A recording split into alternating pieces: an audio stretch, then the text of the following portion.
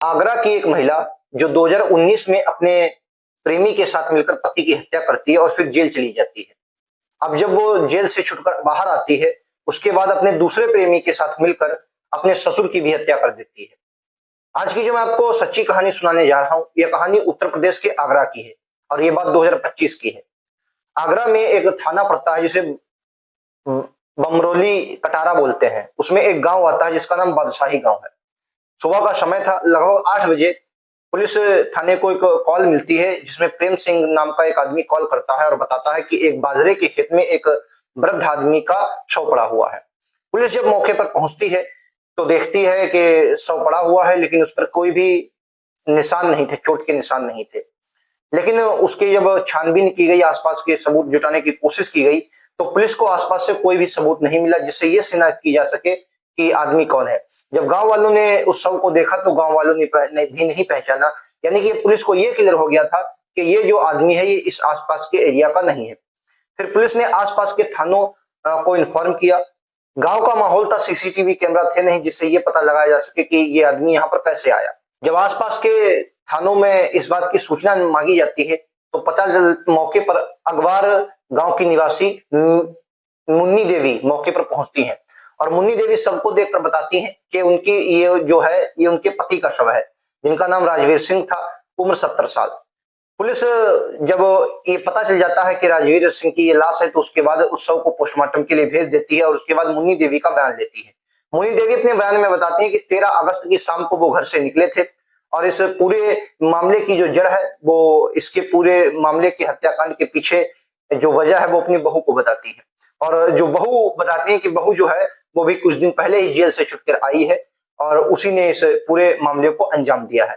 Police बिना देरी किए हुए उनकी बहू बबली को गिरफ्तार करती है और फिर पूछताछ करती है। पूछताछ में जो दोस्तों कहानी निकल के आती है वो एक नहीं बल्कि 2 हत्याकांड की कहानी निकल के आती है जिसने पूरे आगरा शहर को झकझोर के रख दिया।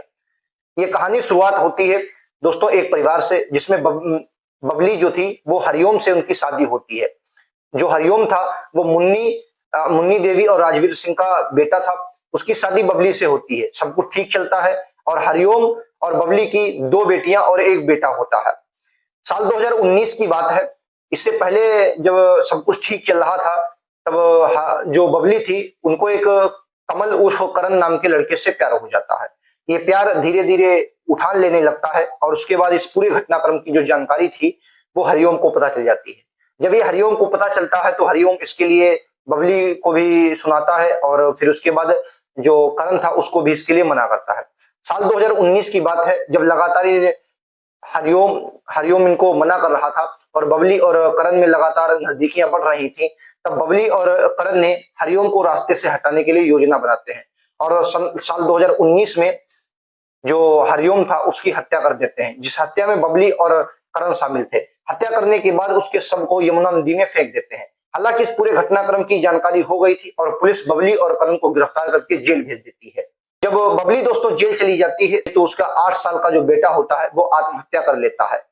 उसके बाद जो बबली था वो जेल में ही होती है, उसे कोई छुड़ाने वाला जेल से नहीं था क्योंकि जितने भी उसके परिवार वाले थे और रिश्तेदार से सब उससे नाराज थे क्योंकि उसने अपने ही पति हरिओम की करण के साथ मिलकर हत्या करवा दी थी।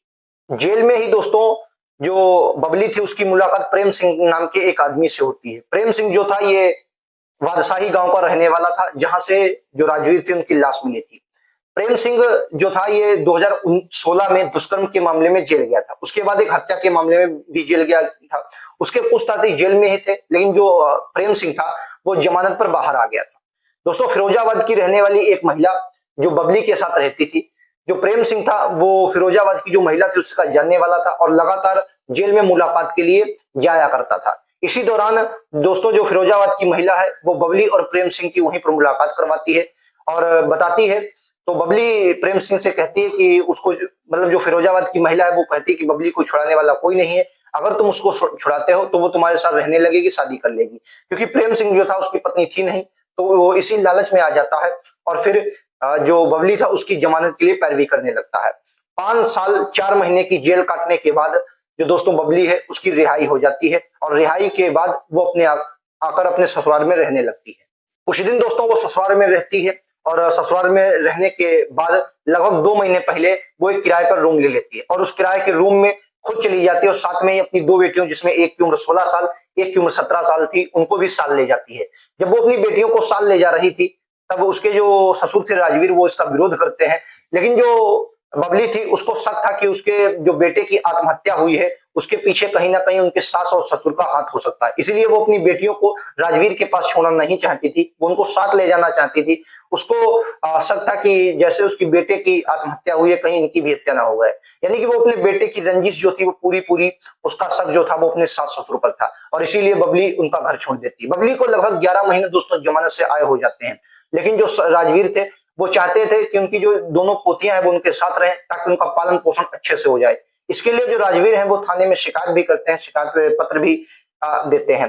बबली इन शिकायतों से तंग आ चुकी थी, क्योंकि वो नहीं चाहती थी उनकी बेटियां जाए। इसलिए बबली और प्रेम सिंह मिलकर ये कोई योजना बनाते हैं, और वो इस योजना में राजवीर को अपने रास्ते से हटाने के लिए सोचने लगते हैं। वो चाहते हैं कि अगर राजवीर रास्ते से हट जाए तो उनका जो कांटा है वो चला जाएगा, फिर वो अपनी बेटियों और प्रेम सिंह के साथ आसानी से रह सकते हैं। और इसी योजना के तहत 13 अगस्त 2025 को जो बबली है वो राजवीर सिंह अपने ससुर को शाम के टाइम फोन करती है, और वो कहती है कि वो उसके घर जो किराए का मकान है वहां पर आ जाए, और जो बेटियों का मामला है उसको सॉल्व करना है। राजवीर खाना खाने के बाद शाम के टाइम वहां पर उसी फोन के चलते वहां पर चले जाते हैं। लेकिन दोस्तों सुबह उनकी लाश मिलती है। जब पूछताछ की गई तो बताया कि जब राजवीर मौके पर पहुंचते हैं तो प्रेम सिंह और बबली वो दोनों मिलकर गला दबाकर उसकी हत्या कर देते हैं। सबूत ना मिले, इसीलिए दोस्तों मोबाइल फोन को भी उस जो राजवीर के पास मोबाइल फोन था उसको फेंक दिया जाता है, और साथ ही साथ उसके शव को बाजरे के खेत में फेंक दिया जाता है। प्रेम सिंह खुद पुलिस को फोन करता है ताकि उस पर शक ना हो, लेकिन दोस्तों पुलिस ने इस पूरे मामले का खुलासा कर लिया है और दोनों को जेल भेज दिया है। दोस्तों इस कहानी से आप ये सीख सकते हैं कि एक बहू जिसने पहले अपने पति की हत्या की और उसके बाद खुद उसके ससुर की हत्या कर दी, एक छोटे से शक के लिए, शायद जो बेटा था उसका क्या पता उसने खुद आत्महत्या की हो, लेकिन बहू जो थी उसको शक था कि उसके बेटे के पीछे जो रंजिश है वो उसके सास ससुर की हो सकती है। एक सास ससुर जिन्होंने पहले अपने बेटे को खोया, और मुन्नी देवी ने बाद में अपने 70 साल के पति को भी खो दिया। दोस्तों इस पूरी कहानी को सुनाने का मकसद किसी को परेशान करना नहीं है, बल्कि हम चाहते हैं इन कहानियों से लोग सीखें और सतर्क रहें। दोस्तों इस वीडियो के बारे में आपकी क्या राय है कमेंट में जरूर बताएं। अगर वीडियो पसंद आया हो तो मिलते हैं अगले वीडियो में। आज के लिए इतना ही, धन्यवाद।